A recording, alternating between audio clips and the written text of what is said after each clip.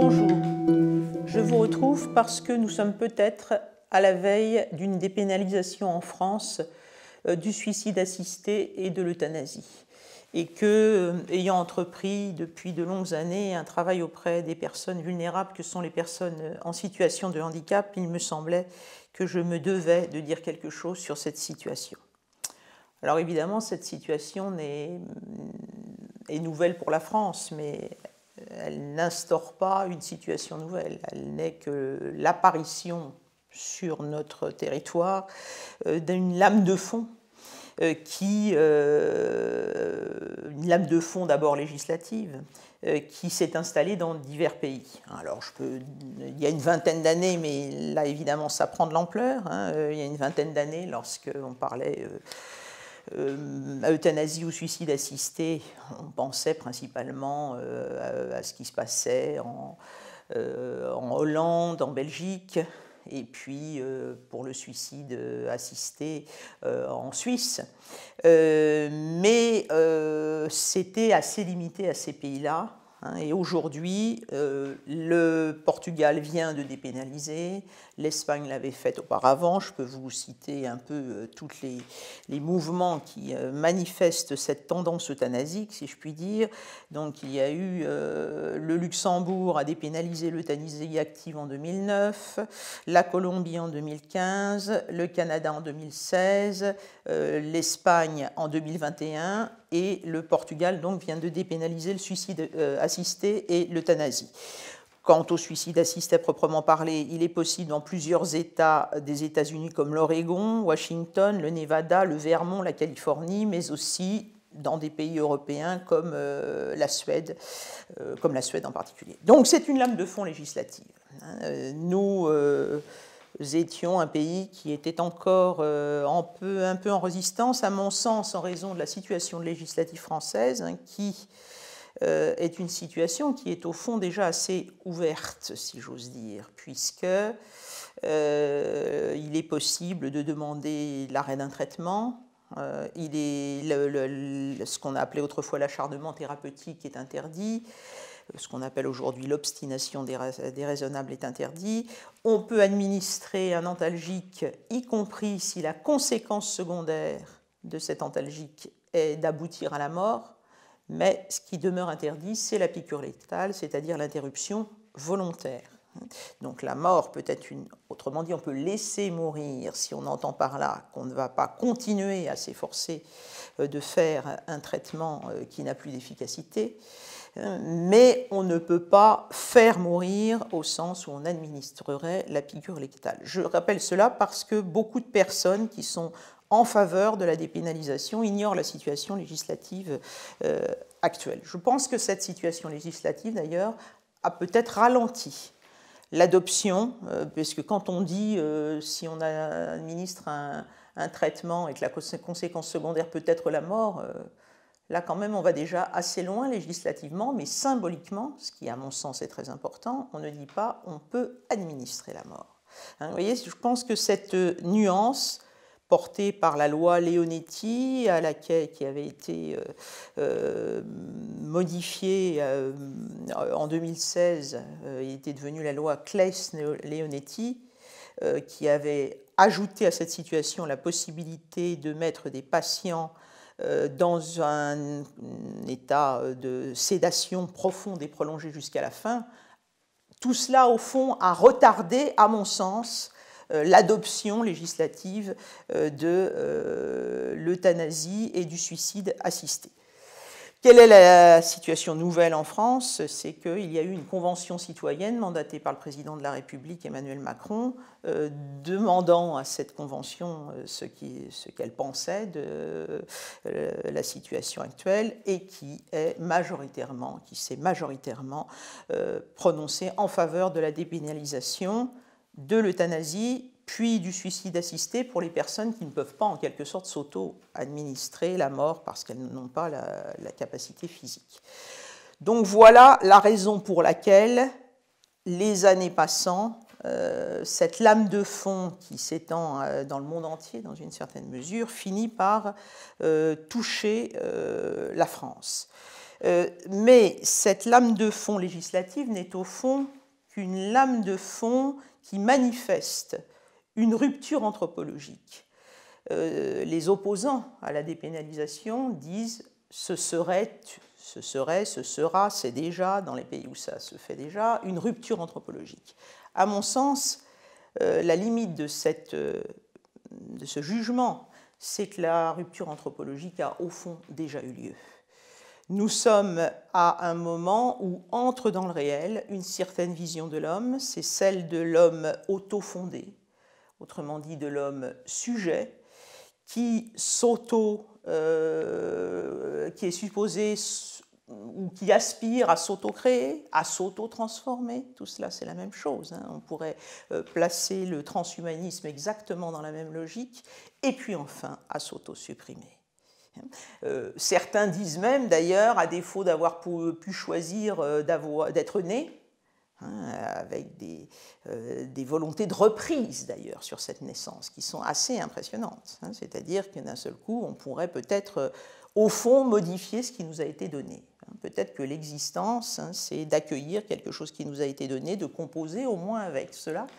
Mais l'homme moderne est l'héritier d'un mouvement qui est né sans doute à l'insu même de Descartes, parce que sans doute n'a-t-il pas pensé à ce genre de conséquences ultérieures, mais il est sûr qu'avec Descartes, l'homme change de statut.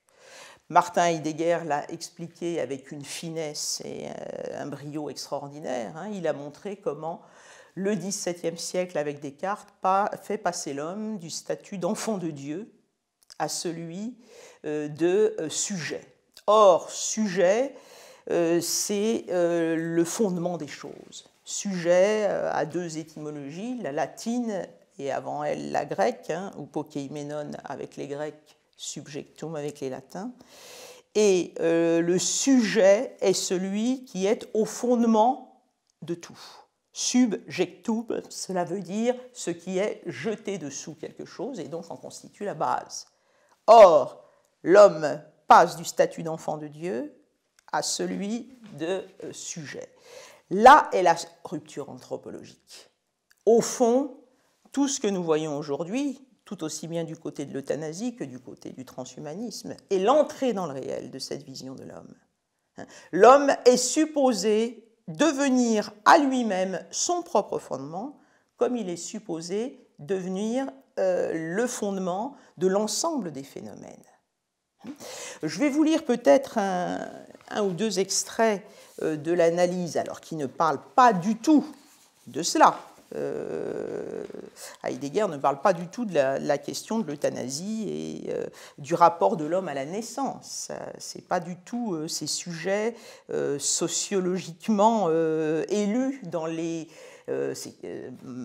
Heidegger a pu parler du rapport de l'homme moderne à la bombe atomique, à la technique, etc., mais il n'a pas parlé du rapport de l'homme à la naissance et à la mort. Mais personnellement, son analyse m'a considérablement guidé dans la compréhension du phénomène.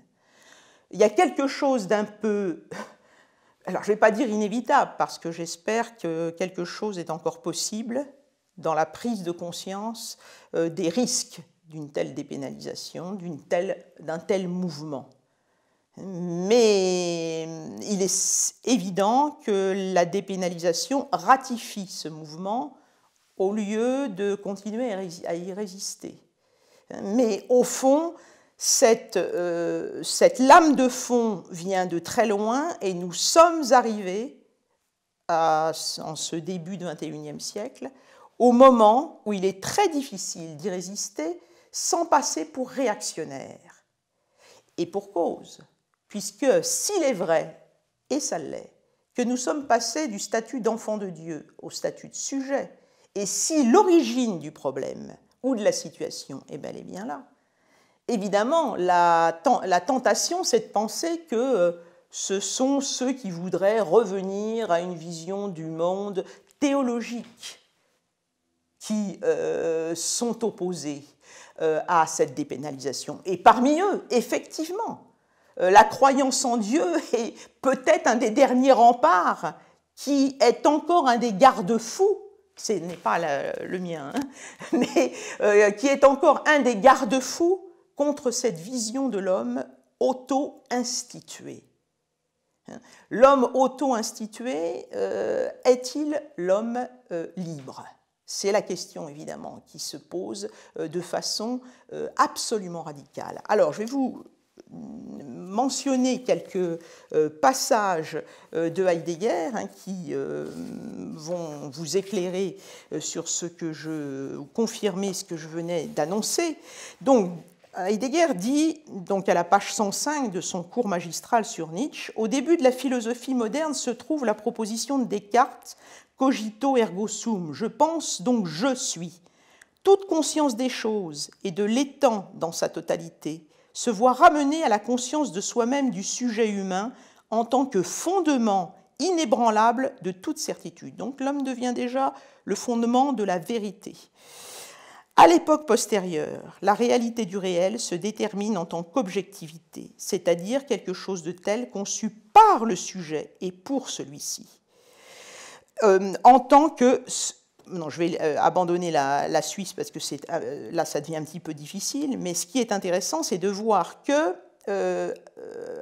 Heidegger inscrit le mouvement cartésien dans un vaste mouvement qui est la marche à la toute-puissance de l'être humain, de sorte que Nietzsche, que l'on pressent généralement comme un opposant à Descartes, enfin quelqu'un qui n'a pas pensé dans le même sens. Mais pour Heidegger, au fond, la doctrine de Nietzsche qui fait de tout ce qui est et de sa manière d'être la propriété et le produit de l'homme, c'est une citation de Nietzsche, n'effectue autre chose que l'extrême développement de cette doctrine de Descartes, selon laquelle toute vérité se voit refondée sur la certitude de soi-même du sujet humain.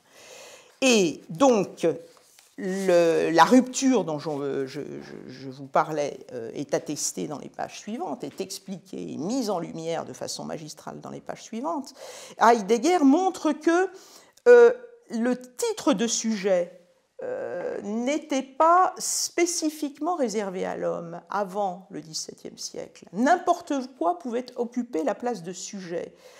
Donc, avec Descartes, il va y avoir une monopolisation du titre de sujet, autrement dit du titre de fondement. L'être humain conçoit sa place sur la Terre comme étant au fondement de toutes les choses.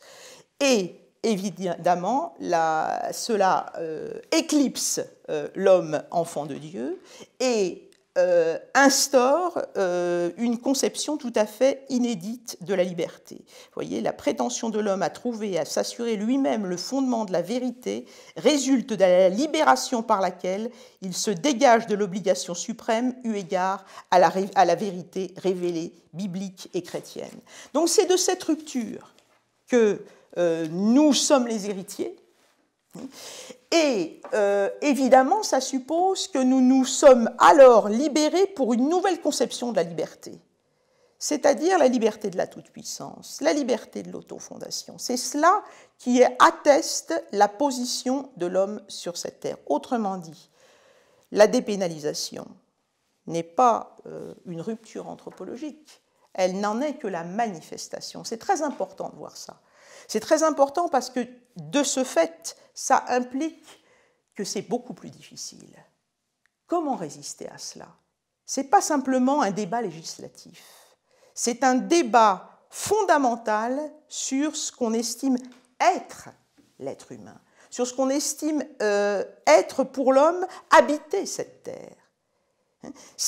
Alors, la chose très, très frappante, c'est que c'est le même qui produit l'autofondation de l'homme par lui-même et qui met l'homme au fondement même de l'ensemble des autres phénomènes, c'est-à-dire de la nature. Or, nous voyons bien ce que cela donne au niveau de la nature.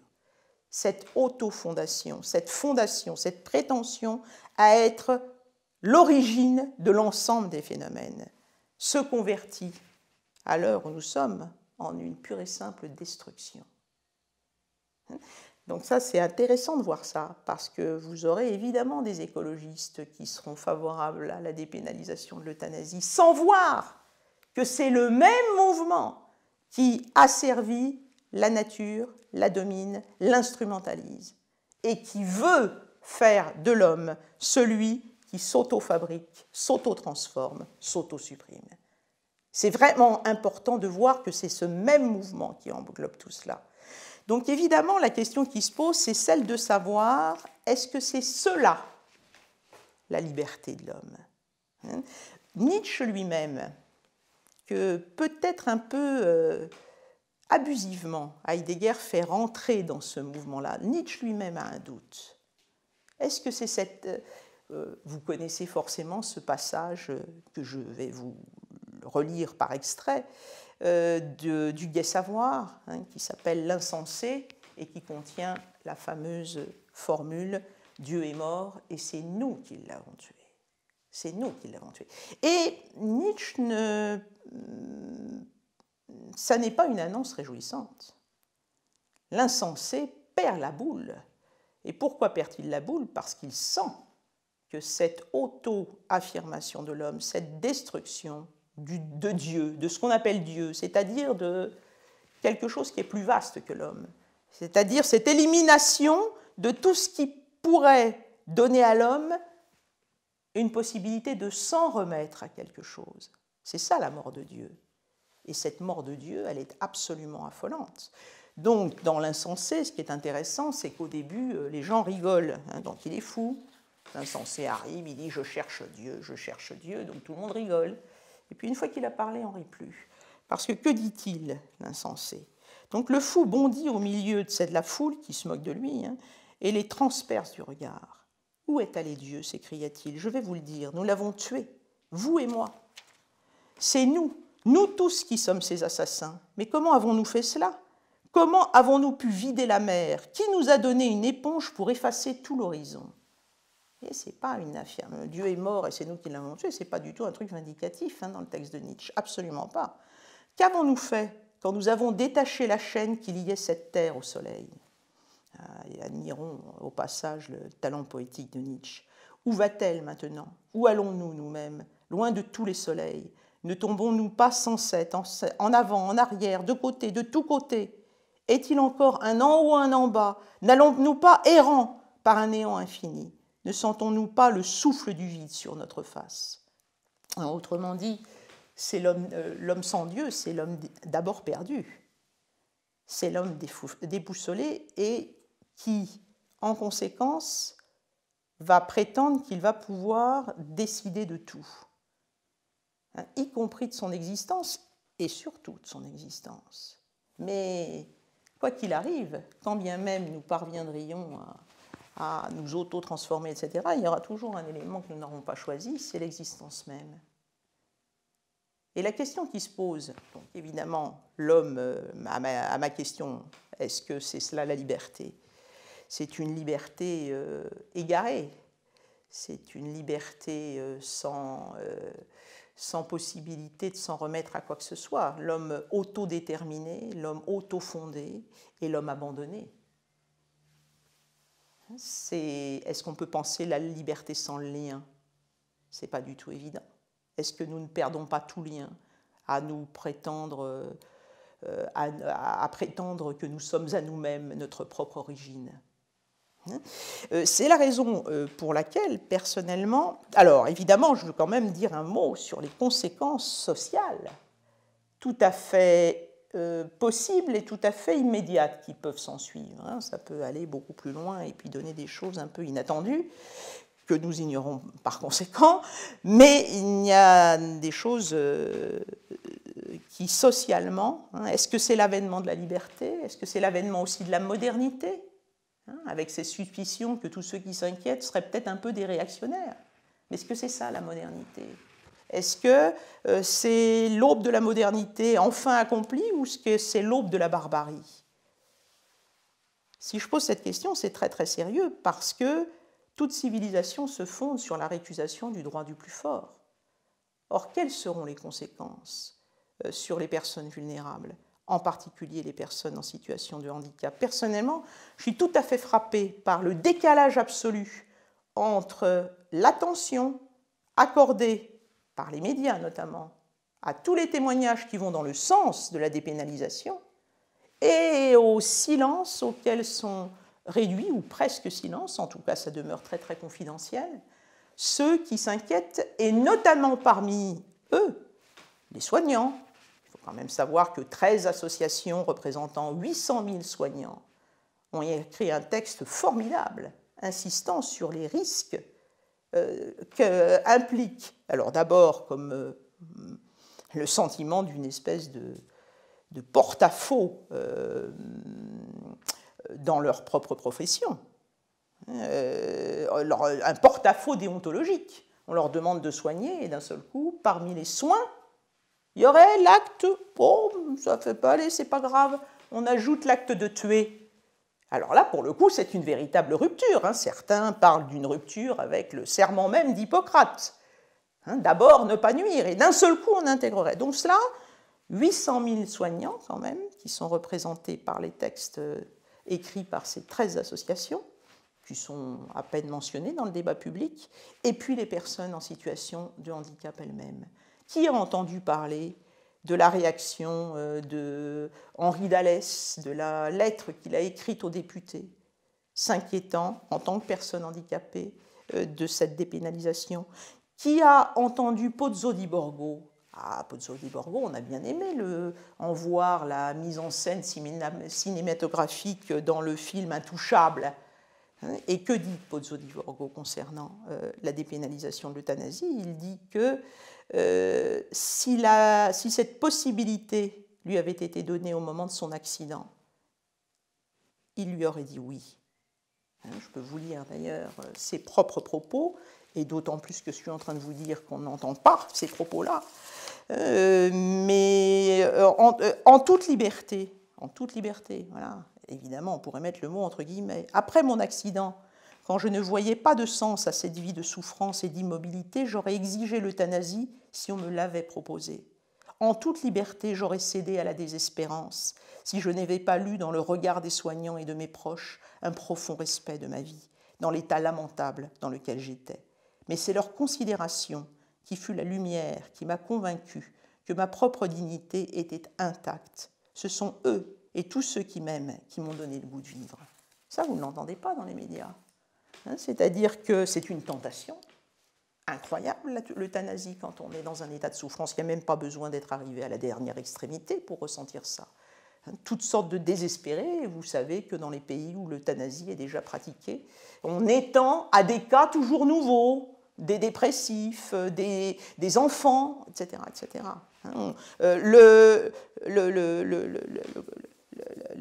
Il y a déjà prévu dans les propositions futures la possibilité de corriger cette loi parce qu'on sait déjà que de toute façon elle ne suffira jamais.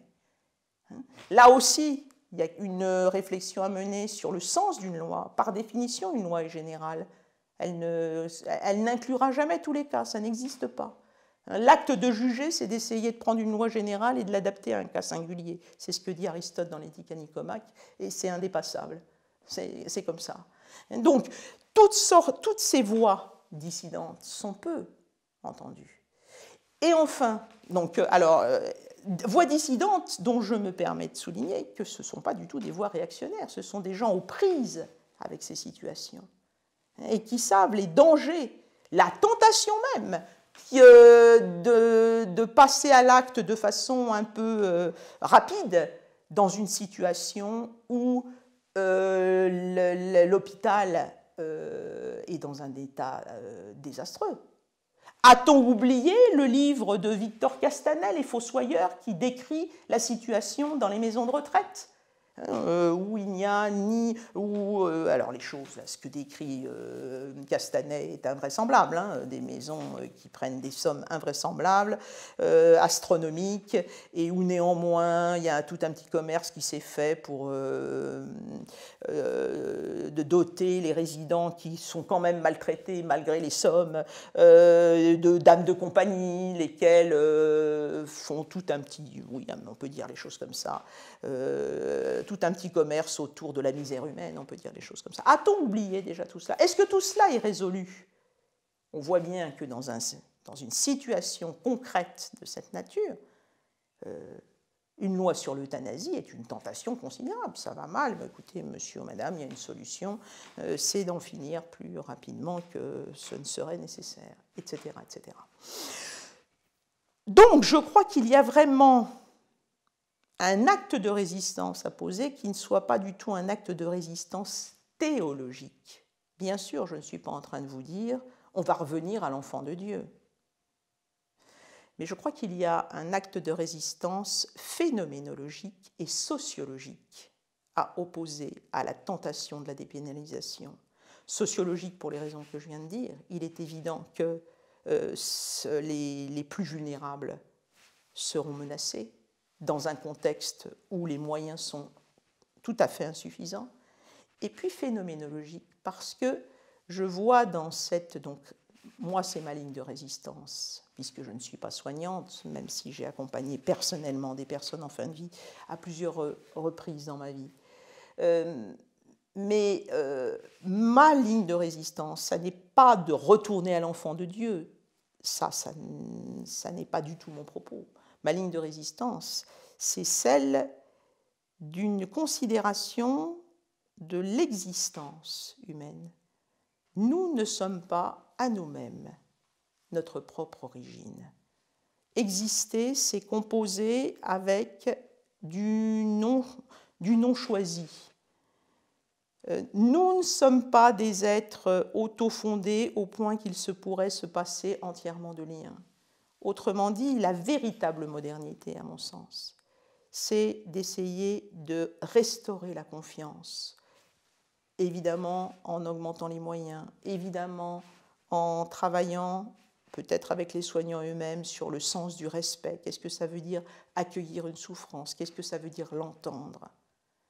Bien souvent, des soignants m'ont dit, une fois qu'une demande d'euthanasie a été formulée, le simple fait de le dire, et il faut que ça puisse être dit évidemment, le simple fait d'accueillir une parole restaure quelquefois un lien. Alors c'est ce que disent les personnes handicapées. Souvent, on demande la mort parce qu'on se sent abandonné, parce qu'on demande indirectement à travers cette demande si l'on est encore aimé, si l'on a encore le droit de vivre, etc., etc.